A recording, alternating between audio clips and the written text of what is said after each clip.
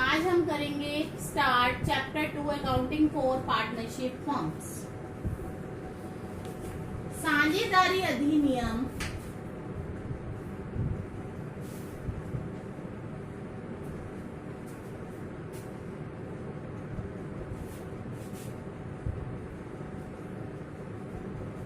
साझेदारी अधिनियम 1932 की धारा 4 के अनुसार इसमें ये साझेदारी की डेफिनेशन दी हुई है, ये आपको याद करना है। साझेदारी अधिनियम 1932 धारा 4 के अनुसार साझेदारी क्या है? उन व्यक्तियों का पारस्परिक संबंध है जो कोई भी बिजनेस, किसी भी व्यवसाय को लाभों को बांटने के लिए सहमत हुए हैं, जो उनमें से कोई एक या सभी के द्वारा संचालित किया जाता है। तो साझेदारी क्या है? दो या दो से अधिक व्यक्तियों का एक ऐसा संबंध है जो वो आपस में लाभ बांटने के लिए सहमत हुए हैं और जो बिजनेस है वो उनमें से कोई एक या सभी संचालित करते हैं। ये डेफिनेशन आपको लर्न करनी है, एग्जाम के पॉइंट ऑफ व्यू से इम्पोर्टेंट है। अब है साझेदारी की विशेषताएं। साझेदारी में कम से कम 2 व्यक्ति होते हैं और अधिक से अधिक 200 भी हो सकते हैं, लेकिन कंपनी अधिनियम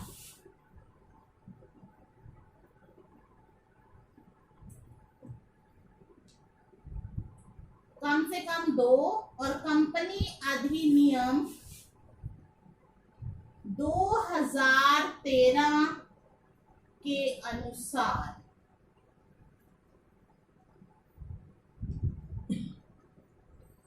मैक्सिमम जो है वो 50 अधिकतम, ये आपको याद करना है। साझेदारी अधिनियम के साथ कम से कम 2, अधिक से अधिक 100, मैंने 200 बोला, सॉरी 100, और लेकिन हमने कंपनी अधिनियम 2013 जो हमारा कंपनी अधिनियम है उसके हिसाब से 50 अधिकतम होने चाहिए। तो आपने याद करना है, एक तो साझेदारी अधिनियम 1932 है, उसमें धारा 4 में उसकी डेफिनेशन है जो आपको लर्न करनी है। दूसरा, कंपनी अधिनियम 2013 के अनुसार अधिकतम सदस्यों की संख्या 50 है और कम से कम 2। दूसरी विशेषता है साझेदारी की कि साझेदारी में ठहराव होना चाहिए। ठहराव मतलब समझौता होना चाहिए जिसमें अधिकार और दायित्व निश्चित होते हैं। तीसरा है, साझेदारी का निर्माण किसी लाभ कमाने वाली व्यवसाय के लिए होना चाहिए। अगर आप कुछ लोग मिलकर धर्मार्थ कार्य के लिए या दान देने के उद्देश्य से आपस में मिलते हैं तो वो साझेदारी नहीं कहलाएगा। व्यवसाय के लाभों और हानियों का बंटवारा भी होना चाहिए। साझेदारों में लाभों का बंटवारा जरूरी है। ये जरूरी नहीं कि कोई साझेदार हानि वहन करे या ना करे, लेकिन लाभ का बंटवारा जरूर होना चाहिए। लाभ का बंटवारा नहीं है, किसी को अगर आप लाभ नहीं देते हो तो वो साझेदार नहीं कहलाएगा। लेकिन अगर कोई साझेदार हानि में हिस्सा नहीं लेना चाहता तो वो साझेदार ही रहेगा, लेकिन लाभों में बंटवारा जरूरी है सभी लोगों में। हर साझेदार फर्म का एजेंट भी होता है और स्वामी भी, मतलब आप उसमें काम भी कर सकते हैं और स्वामी की तरह भी रह सकते हैं। फर्म का कारोबार जो है सभी साझेदार संभालते हैं, उनमें से कोई एक। तो ये है साझेदारी की विशेषताएं। इसी तरह साझेदारों के अधिकार, हर साझेदार को निश्चित किए गए अनुपात में लाभ हानि पाने का अधिकार है। मतलब हर साझेदार का ये अधिकार है कि वो जो भी उन्होंने डिसाइड किया है उस प्रॉफिट रेशो में वो लाभ और हानि को बांटें। हर साझेदार मर्जी है व्यवसाय के संचालन में भाग ले सकता है। हर साझेदार को हिसाब किताब की पुस्तकें देखने का अधिकार है, परामर्श देने का अधिकार है। तो इस तरह से साझेदारों के कई अधिकार भी हैं। अब नेक्स्ट टॉपिक है जो मैं आपको पढ़ा रही हूँ वो है पार्टनरशिप डीड।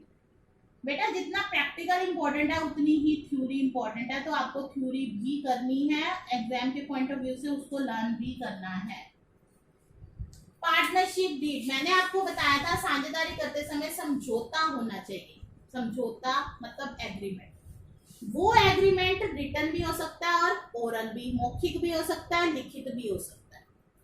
तो जब एग्रीमेंट हमारा रिटर्न में होता है जिसमें हमारी सभी शर्तें दायित्व वगैरह लिखी होती हैं, जो साझेदारों के आपस में समझौता होता है, लिखा होता है, उसे कहते हैं पार्टनरशिप डीड।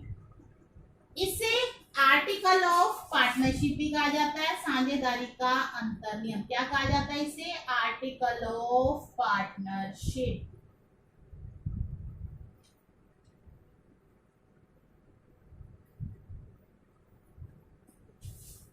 तो साझेदारी संलेख का दूसरा नाम क्या है, आर्टिकल ऑफ पार्टनरशिप। इसे आर्टिकल ऑफ पार्टनरशिप भी कहा जाता है। इसमें सभी साझेदारों के जो भी आपस में समझौता होता है, कई बातों का उल्लेख होता है। इसमें जो बातें उल्लेखित होती हैं उसमें से कुछ 8-10 बातें भी आपको याद करनी है एग्जाम के पॉइंट ऑफ व्यू से। जैसे क्या क्या होता है, आपकी फर्म, जो साझेदारी व्यवसाय करते हैं उसे फर्म कहते हैं, उसका नाम और पता क्या है, सभी साझेदारों के नाम और पते क्या है, आप कौन सा बिजनेस कर रहे हैं, आपने कितनी कितनी पूंजी लगाई है, मतलब साझेदारों की पूंजी क्या है, पूंजी पर कितना ब्याज दिया जाएगा, आहरण कैसे किया जाएगा, आहरण पर कितना ब्याज दिया जाएगा, आप किस अनुपात में लाभ हानि को बांटेंगे, साझेदारों का वेतन कैसे होगा, फर्म के हिसाब किताब की अवधि क्या होगी, ख्याति का निर्धारण कैसे करेंगे, साझेदारी कितनी अवधि के लिए है, झगड़ों का निपटारा कैसे किया जाएगा, खातों की जांच कैसे की जाएगी, कौन से बैंक में आप अकाउंट खोलेंगे, कोई साझेदार प्रवेश करना है तो उसके क्या नियम है, किसी साझेदार को अगर रिटायर होना है उसके क्या नियम है, पुस्तकें कैसे रखी जाएंगी, इस तरह की ये सारी बातें जो है हमारी साझेदारी संलेख में लिखी होती हैं। अब ये आता है कि ये क्यों इंपॉर्टेंट है, ये भी एक क्वेश्चन है कि ये अनिवार्य क्यों है भी अगर पार्टनरशिप डीड है। देखिए, अगर हम किसी से कोई सौदा करते हैं, अगर वो लिखित में हो तो भविष्य में उसके मुकरने की संभावना कम होती है। तो आप ये समझते हैं, मैंने आपको ये बताया, ये रिटर्न भी हो सकता है, मौखिक भी हो सकता है, लेकिन रिटर्न हमारे लिए ही यूजफुल है।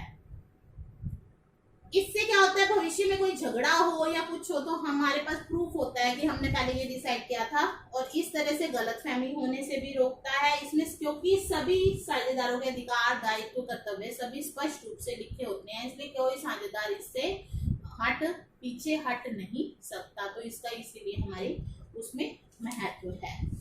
अब जो हम टॉपिक करेंगे वो है, जो इम्पोर्टेंट है,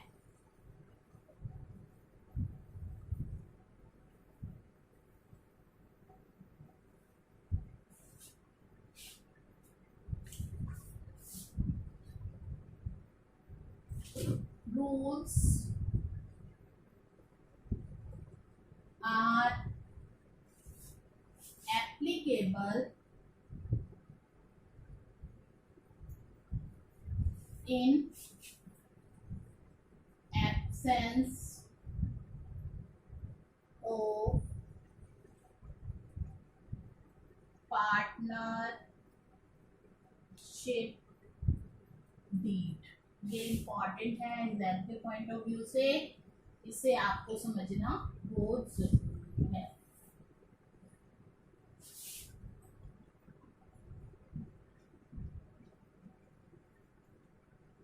ठीक है, नंबर, जब पार्टनरशिप डीड नहीं होता तो कौन से रूल्स एप्लीकेबल होते हैं, तो आप ये देखिए, उस समय पार्टनरशिप एक्ट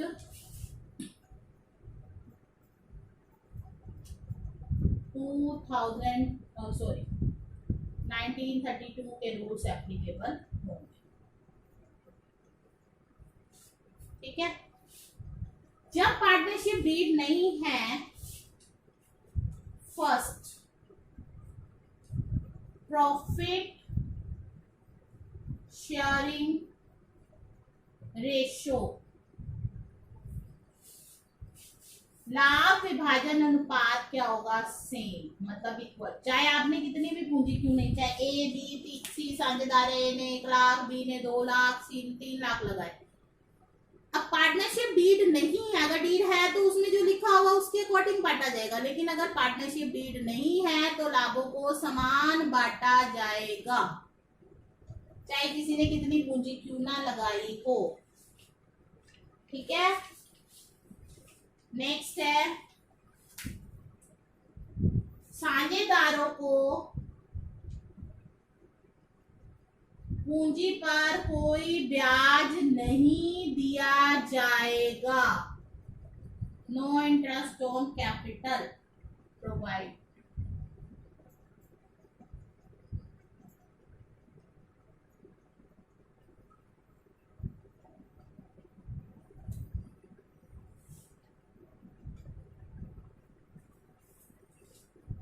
ठीक है, और no interest on drawing charge, ना उनसे आहरण पर कोई ब्याज लिया जाएगा।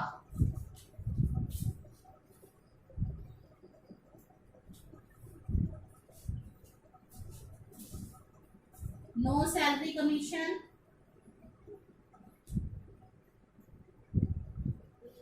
कोई सैलरी कमीशन नहीं दिया जाएगा।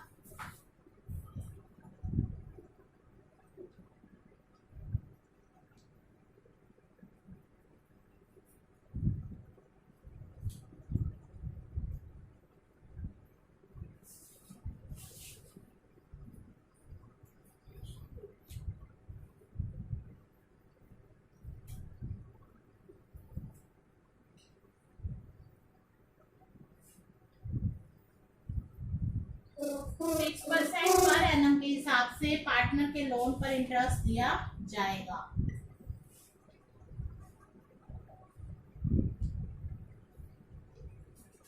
सभी साझेदारों की सहमति के बिना, ये तो मेन है जो हमें ध्यान रखने है कि प्रॉफिट शेयरिंग रेशियो सेम होता है। कोई इंटरेस्ट ऑन कैपिटल प्रोवाइड नहीं किया जाएगा, कोई इंटरेस्ट ऑन ड्रॉइंग चार्ज नहीं किया जाएगा, सैलरी कमीशन नहीं दिया जाएगा, लेकिन पार्टनर के लोन पर 6% पर एनम इंटरेस्ट दिया जाएगा।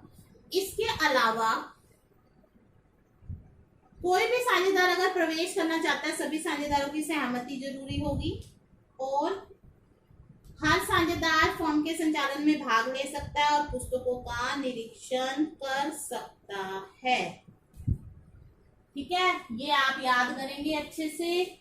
पार्टनरशिप एक्ट 1932 एप्लीकेबल होता है अगर पार्टनरशिप डीड ना हो। किसी भी संस्था के लिए पार्टनरशिप डीड होना जरूरी है, इसलिए कि उनके झगड़ों का निपटारा भविष्य में हो सके, कोई गलतफहमी ना हो। लेकिन ये कोई अनिवार्य नहीं है कि आपको लिखित ही लेनी है, मतलब पार्टनरशिप डीड रखना ही है। कई बार नहीं भी होता तो उस केस में ये रूल्स फॉलो किए जाते हैं। अब आता है कि किस तरह से हम डिकोड करते हैं ट्रांजैक्शंस को। एकल व्यवसायी होता है, वो अपने बिजनेस में क्या बनाते हैं, प्रॉफिट एंड लॉस अकाउंट और बैलेंस शीट।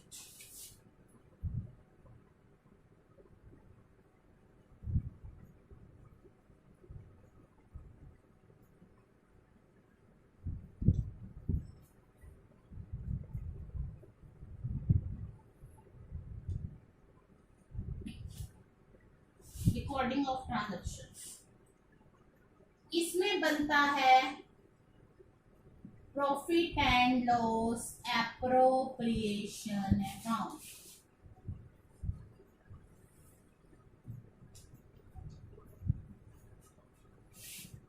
इसके अलावा कैपिटल, करंट अकाउंट,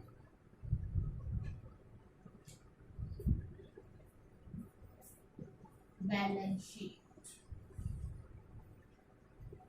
ये मेन हमने इसमें स्टडी करना है। सबसे पहले है profit and loss appropriation account. लाभ हानि समायोजन खाता। लाभ हानि समायोजन खाता क्या है कि साझेदार जब लाभ कमा लेते हैं, मतलब ये प्रॉफिट और लॉस अकाउंट बनाने के बाद जो है बनाया जाता है।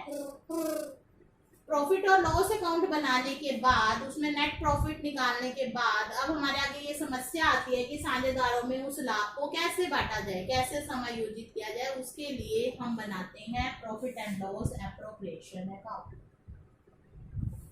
इसका नेचर क्या है, ये नॉमिनल अकाउंट है। आपको पता है नॉमिनल अकाउंट का क्या रूल होता है, debit all expenses and losses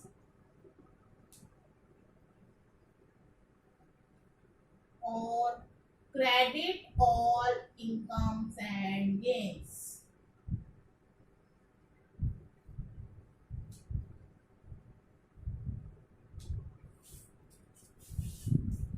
तो profit and loss appropriation account form बनाती है। फॉर्म के लिए जो भी खर्चे हैं, जो भी पार्टनर्स को देना है, वो उसके खर्चे हैं, वो डेबिट साइड में लिखे जाएंगे और क्रेडिट साइड में जो फर्म पार्टनर से चार्ज करेगी वो उसको क्रेडिट साइड में लिखा जाएगा। देखिए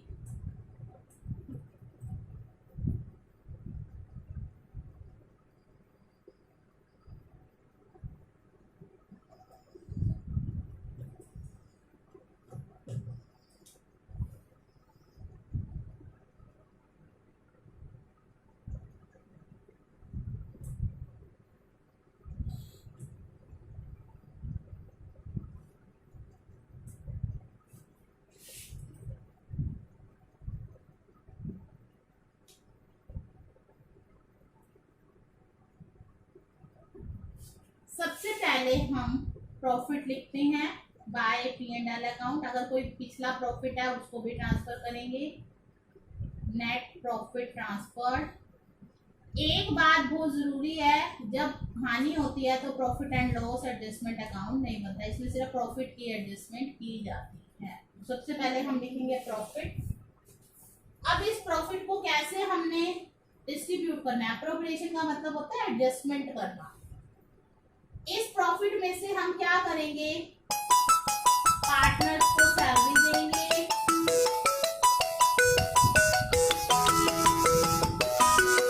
ठीक है। पार्टनर्स को इंटरेस्ट ऑन कैपिटल देंगे, जैसे और भी दो पार्टनर हैं तो इस तरह से लिख दिया। पार्टनर्स को कमीशन देंगे। अगर रिजर्व में कुछ हम रखना चाहते हैं वो रखेंगे। यहाँ आएगा अगर हम उनसे इंटरेस्ट ऑन ड्राइंग्स लेना चाहते हैं,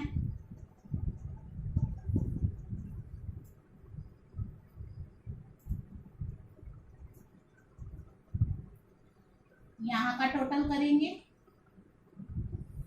ठीक है। उसमें से ये चारों का टोटल लेस कर देंगे और लास्ट में जो आएगा वो आएगा to profit transfer to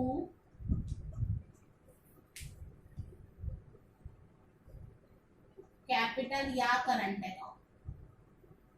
capital और करंट अकाउंट का क्या मतलब है बेटा? दो मेथड होते हैं हमारे कैपिटल को मेंटेन करने के। एक होता है फ्लक्चुएटिंग, ये पढ़ेंगे हम आगे।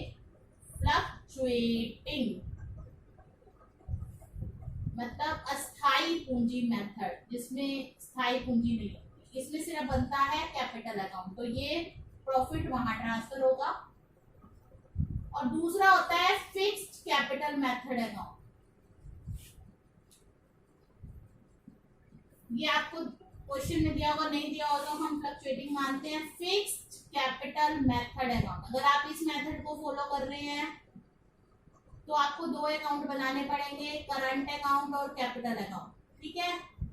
तब ये प्रॉफिट करंट अकाउंट में ट्रांसफर होगा। क्यों होगा ये आपको बता दिया जाएगा, अभी फिलहाल आपके लिए इतना बहुत है। तो ये हमारा प्रॉफिट एंड लॉस का अप्रोप्रिएशन अकाउंट का फॉर्मेट है जो आपको अच्छे से करना है। ये खाता, अब इसके बारे में थोड़ा बता दूं। प्रॉफिट और लॉस एप्रोप्रिएशन अकाउंट प्रॉफिट और लॉस अकाउंट का विस्तार मात्र है। ये प्रॉफिट और लॉस अकाउंट बनाने के बाद बनाया जाता है, प्रॉफिट की दशा में बनाया जाता है, हानि की दशा में profit and loss appropriation account हम नहीं बनाते हैं, ठीक है। ये किस लिए बनाया जाता है? लाभों को साझेदारों में विभाजित करने